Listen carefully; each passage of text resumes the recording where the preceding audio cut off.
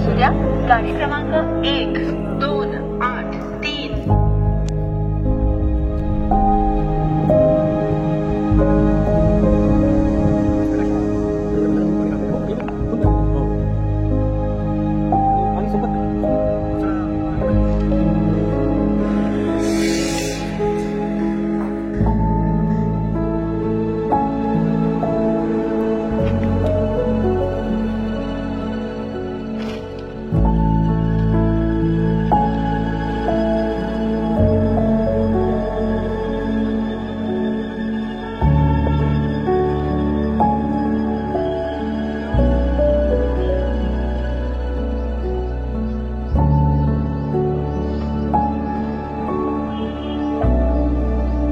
नमस्कार, माझं नाव नंदलाल मधुकर सोनवणे, मुक्काम पोस्ट तालुका सिंदखेडा, जिल्हा धुळे।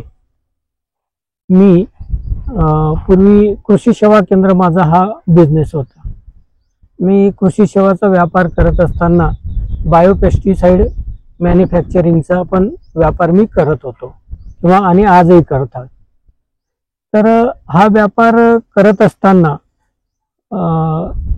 2018 मध्ये बांबूला ऍग्रीकल्चर क्रॉप म्हणून घोषित करण्यात आलं। त्यावेळेस मी बांबूचा अभ्यास करायला सुरुवात केली। ॲग्रोन पेपर माझ्याकडे नित्य येत असतो आणि तो मी वाचत होतो। त्याच्यात ती बातमी होती की गवत वर्गीय पिकात त्याला मोडलेला आहे म्हणून। मग मी विचार केला की बांबूला जर का आज वन विभागाच्या कायद्यातनं बाहेर आणलेला आहे म्हणजे नक्कीच याला फायदा आहे आणि फ्युचर आहे। माझा मुलगा 10वी पास झालेला होता, चेतन नंदलाल पाटील। तर त्या काळात आम्ही तेव्हा कोरोना पण चालू होता। तो कोविडच्या काळात आता शिक्षण घ्यावं तर काय घ्यावं, तर एका मित्राने सुचवलं की बांबूचं शिक्षण मिळतं, त्याच्यात डिप्लोमा आहे अशी माहिती आम्हाला मिळाली।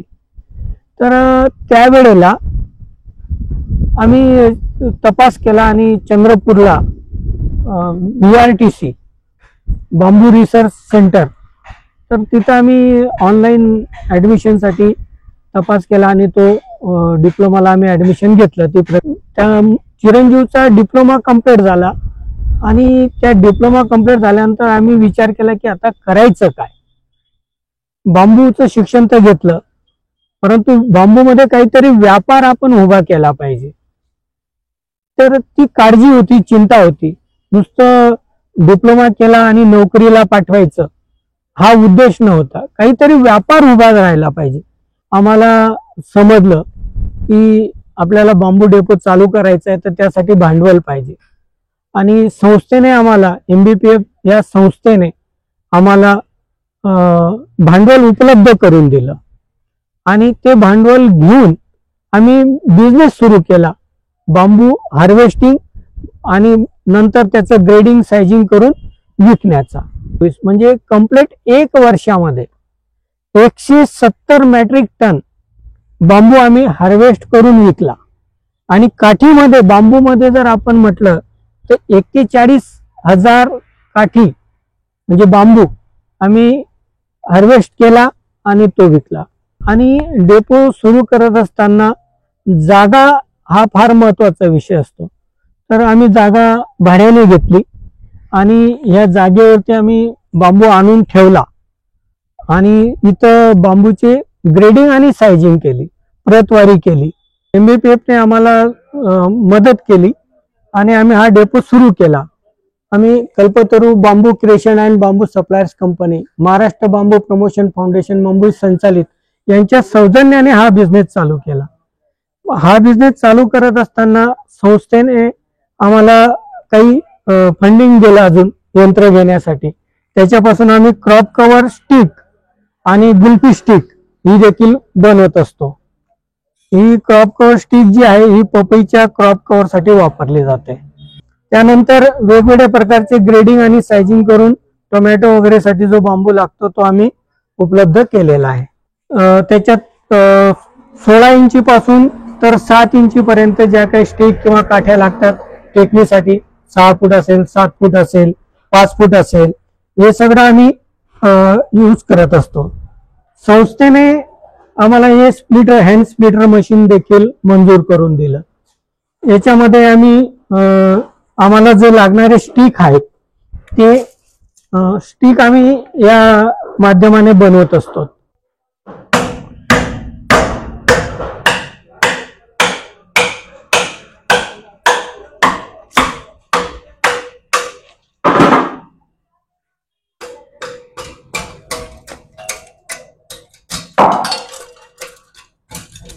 अशा पद्धतीने आम्ही 16 इंची स्टिक ही बनवत असतो. ही स्टिक पपईच्या रोपासाठी वापरली जाते, क्रॉप कव्हरला लावण्यासाठी. याचं फार मोठं मार्केट आमच्या भागात आहे. त्यानंतर जे अजून छोटा पीस निघतो त्यापासून गुलपी स्टिक आम्ही तयार करत असतो.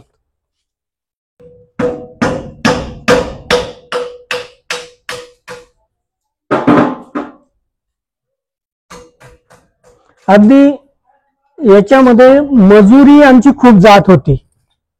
पूर्वी आम्ही महिला वगैरे लावून काम करायचो, तर जवळपास आता 4 महिलांचं काम 2 माणसं इथं करत आहेत. म्हणजे तेवढं मॅन्युफॅक्चरिंग या स्टिकचं होत आहे. म्हणजे मजुरीचा खर्च वाचलेला आहे. नमस्कार, मी चेतन नंदलाल पाटील, राहणार शिंदखेडा, तालुका शिंदखेडा, जिल्हा धुळे. माझं जे एज्युकेशन झालं आहे ते डिप्लोमा इन बांबू टेक्नॉलॉजी.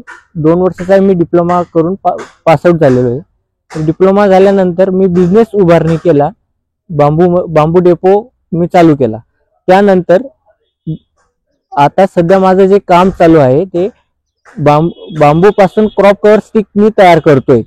जसे की हा जो पीस आहे हा 16 इंची पीस आहे, बांबूसा टुल्डा या व्हरायटीचा. तर याच्यापासून क्रॉप कव्हर स्टिक तयार करणं चालू आहे आता सध्या तरी.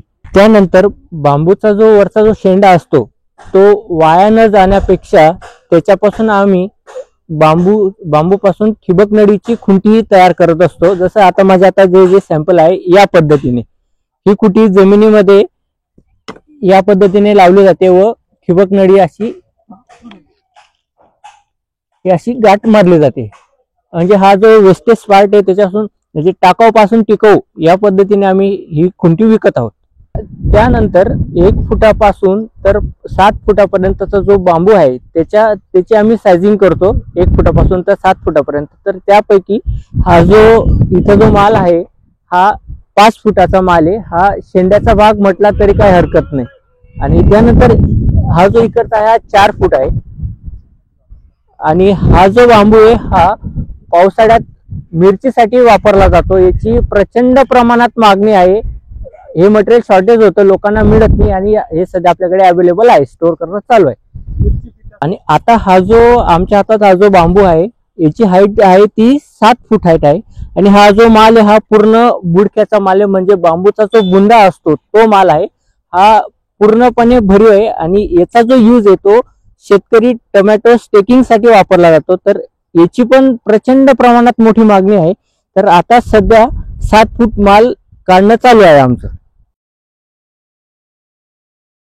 आमचा Kalpataru bamboo creation and bamboo suppliers कंपनीचा जो व्यापार आहे तो 7 फुटापासून 5 फूट असेल, 4 फूट असेल, 3 फूट असेल. हे इकडं बायोकोलसाठी मटेरियल असेल तिकडं 25 फुटापर्यंत. तिकडं तो बल्कू आहे जवळपास 25 ते 30 फूट लांब आहे, भरीव आहे. त्यानंतर हा टुल्डा आहे, हा क्रॉप कव्हर साठी वापरतोय. आणि पार असं तिकडे पर्यंत तो माल आमचा इथं आहे. बांबू डेपोचा व्यापार करत असताना वेस्टेज मटेरियलचं काय करावं म्हणून आम्ही वेस्टेज मटेरियल पासून बायोकोल बनवत असतो. आम्ही या 3 पद्धतीने त्याचं ग्रेडिंग करून ते मटेरियल काढून ठेवलेलं आहे. मग बारीक असेल, मीडियम असेल आणि जाड असेल. आणि त्यापासून बायोकोल आम्ही तयार करतो, जे की आता आमचं काम तिकडे चालू आहे बायोकोल बनवण्याचं. डेली आम्ही हा बायोकोल बनवत असतो. टाकीमध्ये बायोकोल तयार करण्याचं काम आमचं चालू आहे. त्यानंतर तिकडे स्टेकिंग काढण्याचं काम चालू आहे. अशा पद्धतीने त्यानंतर तिकडे ते शेडसाठी मोठा जाड बांबू असेल जो की मॅच्युअर्ड आहे, भरीम आहे, तो आम्ही तयार करत आहोत. तर या पद्धतीने आम्ही हा जो बांबूचा व्यापार करत आहोत, हा व्यापार करण्यामागे सर्वात मोठा वाटा आहे तो संस्थेचा, MBPF या संस्थेचा. MBPF ने आम्हाला मदत केली आणि हा व्यापार उभा राहिला. आज हा व्यापार आम्ही फुल टाइम, चेतन आणि मी, आम्ही दोघं बाप बेटे हा फुल टाइम हा व्यापार करत आहोत. यामुळे आज आमच्याकडे बांबू हार्वेस्टिंगसाठी 35 लोक वेगळे काम करतात आणि इथं डेपोवरती 6 लोक काम करतात. हे पूर्ण श्रेय जे आहे हे पूर्ण MBPF या संस्थेला जातं. कारण त्यामुळे आज एवढ्या लोकांना आम्हाला उद्योग मिळाला. आज एवढ्या परिवाराचे आम्ही सदस्य झालो संस्थेच्या माध्यमाने. त्याबद्दल आम्ही संस्थेचे खूप खूप आभारी आहोत. धन्यवाद. वेस्टेज बांबूचं काय करावं हा आमच्या पुढे एक मोठा प्रश्न होता. गेल्या वर्षी जागतिक बांबू दिवस साजरा करायचा होता. त्या दिवशी आम्हाला काहीतरी आगळा वेगळं काहीतरी प्रयोग करायचा होता. मग त्यावेळेस मी चेतनला विचारलं की बाळा आपण याच्यापासून काय करू शकतो. तर चेतनने सजेस्ट केलं की पप्पा आपण बायोकोल बनवू शकतो. तर आम्ही मागच्या 18 म्हणजे जागतिक बांबू दिवसापासून तर आजपर्यंत आम्ही दैनंदिन आमचं बायोकोल तयार करणं चालू आहे. तर जे वेस्टेज मटेरियल होतं ते आम्ही ही टाकी आणली आणि आमच्या पद्धतीने तिला खालून छेद वगैरे पाडलेत आणि त्यानुसार ती टाकीला बनवली. तिला या पद्धतीने कड्या वगैरे दिल्यात. असं हे सगळं काम केलं आणि खालून पूर्ण वेस्टेज बांबू आम्ही रचत इथपर्यंत आणतो आणि नंतर हे झाकण त्याच्यावरती ठेवत असतो. तर हे ठेवल्यानंतर याची प्रक्रिया अशी आहे की सुरुवातीला खालून आम्ही आग्नी देतो त्याला आणि धूर यायला लागला की हे झाकण आम्ही वरून ठेवून देतो आणि हा धूर वरून निघत असतो. तर इथपर्यंत बांबू आम्ही रचलेला असतो. मग हळूहळू काही तासांनी याचे 3 प्रकारचे धूर निघत असतात. सुरुवातीला काळा धूर निघतो, आता आपण पांढरा धूर पाहतोय आणि ज्या वेळेस हे पूर्ण काम झालं म्हणजे पूर्ण ते जळालंय की याचा निळा धूर निघत असतो. मग त्यावेळेला आम्ही याला इथून त्या जागेवरती शिफ्ट करतो आणि खालून त्याला माती लावून देतो, त्याचा ऑक्सिजन बंद करतो आणि त्यानंतर हे जे झाकण आम्ही ठेवलेलं आहे हे त्याला वरून परत पॅक करतो आणि खालून आणि वरून ऑक्सिजन बंद केल्यानंतर त्याला काही तास त्या जागेवरच आम्ही बंद ऑक्सिजन करून त्याला ठेवून देतो आणि मग त्याला नंतर जेव्हा आम्ही 2-3 तासांनी हे उघडतो आणि बाहेर काढतो तर पूर्णपणे बायोकोल हा तयार झालेला असतो. हा बायोकोल जो आहे त्याला कॉस्मेटिक क्रीम बनवणाऱ्यांची मागणी आहे. त्यानंतर पेस्ट कंपन्यांची मागणी आहे, जे की आपण डेली सकाळी जो पेस्ट दात घासण्यासाठी वापरतो त्यांच्याकडनं मागणी आहे. गेल्या पंधरवाड्यात माझ्याकडे नागपूरवरून एक पार्टी येऊन गेली. त्यांनी मला 5 टन बायोकोलची ऑर्डर मला दिलेली आहे. म्हणजे जवळपास 2 लाख रुपयाचं ते बिलिंग होणार आहे. म्हणजे वेस्टेज मटेरियलचा पैसा सुद्धा कसा बनवला जातो आहे त्याच्यातलं ज्वलंत उदाहरण आहे.